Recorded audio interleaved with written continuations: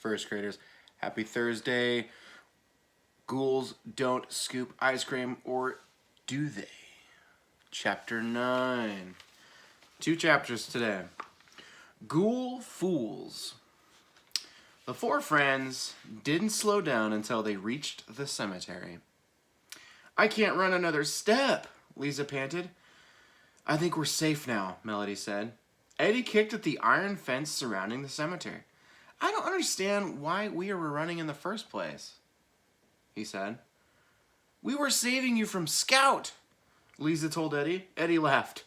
All I did was ask Scout what kind of house she was looking for. I don't think that's against the law. Not normal Bailey City laws, Howie said, but I have a feeling ghouls have a different set of rules. We have a bigger problem than ghouls in Bailey City, Eddie said seriously. What could be worse than ghouls, Lisa whimpered. Eddie pointed at his friends and grinned. Ghoul fools, he said with a laugh. Vampire spies are not something to laugh about, Howie warned. Melody nodded. When you told Scout about Ruby Cave, she looked like she was ready to use your head as a building block, she said. We had to save you. The only thing you saved me from was shaking by laughter, Eddie laughed. A doodle gum shake. Eddie's head is as thick as a brick, Lisa said, because he doesn't get any of this.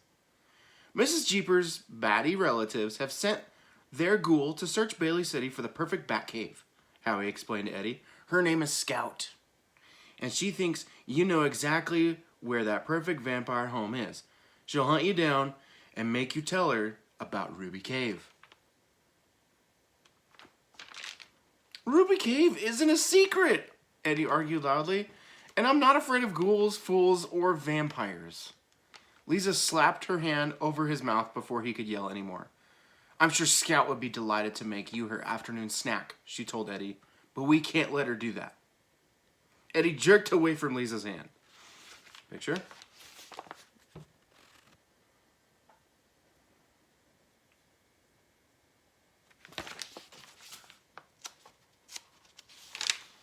Nothing can make Scout happy, Eddie said. Lisa nodded. I've never seen a sadder person in my whole life. I guess being a ghoul is lonely. I'll tell you what's sad, Eddie joked. Bailey school kids who run away leaving perfectly delicious doodle gum shakes melting on the tables. You shouldn't make fun, Melody told Eddie. It's no fun being sad and lonely. Eddie rolled his eyes. It's no fun being surrounded by crazy kids either. But I don't see anybody feeling sorry for me. Excuse me. You've been grinning and laughing since you were born, Lisa pointed out. Scout hasn't cracked a single smile since we met her. Melody poked Eddie in the stomach. Maybe it's Eddie's fault. Adults never smile when he's around. Eddie was good at causing trouble, and everybody knew it, especially adults. Lisa giggled, but Howie didn't even smile. Instead, he slapped Eddie on the back. That's it. You've given me the perfect idea.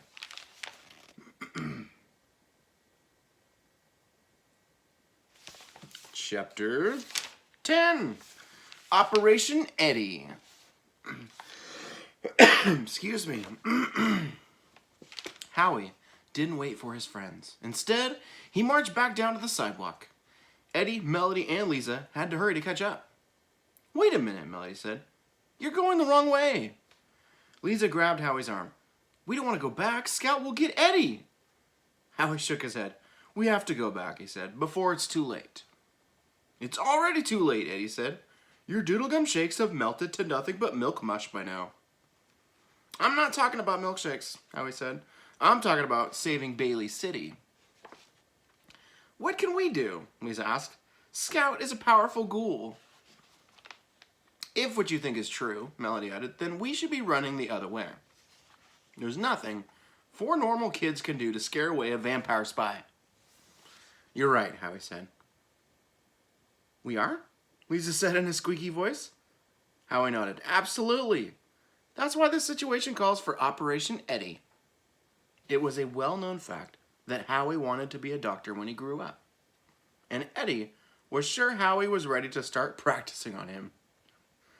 Eddie took a giant step back. I don't care if you're the smartest kid in Bailey City. I'm not going to let you cut me open, Eddie said. I'm not going to lay a finger on you, Howie said. In fact, I'm not even going to do anything. You're not making any sense, Melanie complained. First you say you're ready to battle a ghoul, then you act like you're going to sit down and pick dandelions. What's it going to be? Both, Howie said. First, I'm going to help Eddie battle the ghoul. Then, I'm going to sit and watch.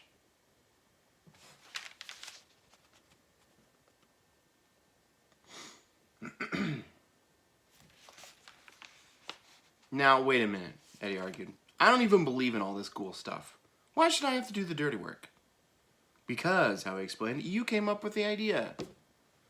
Eddie stood up tall and stuck out his chest. I'm smart, he admitted. Then tell us your idea, Lisa begged. Eddie slumped down as if he were a balloon that had just popped. I'm not exactly sure, he said. Melody laughed. Eddie is about as smart as a turnip, she said. Eddie is smart, Howie said. A smart aleck. Eddie curled his fingers. Hey, wait a minute, he said. You shouldn't call me names. Howie held up his hand. Don't go getting your shoelaces tied in knots. I'm glad you're funny. You are? Lisa asked. Howie nodded. Thanks to Eddie, he said. We're going to save Bailey City. All right. That brings us to chapter 11 and 12, which I will read tomorrow. Excuse me. My allergies are particularly bad this morning. I woke up early. That happens sometimes. Sometimes I just wake up sneezing and coughing, and then I have a hard time going back to sleep. I woke up this morning about 5 o'clock. It's about 6:30 right now that I'm recording, so bit of an early start this morning. Yeah, I was like, I'm not gonna fall back asleep sneezing and coughing, so I am drinking some coffee, read the book. Let's see, yesterday I sprayed my fruit trees, finally. So they're good for another couple weeks before I need to spray them again. Otherwise the bugs will get to the fruit trees. What else did I do yesterday? I worked out again. I didn't ride my bike. I think I'm going to today, though, for sure. I'm gonna ride my bike at some point. Before our Zoom meeting, of course. Well,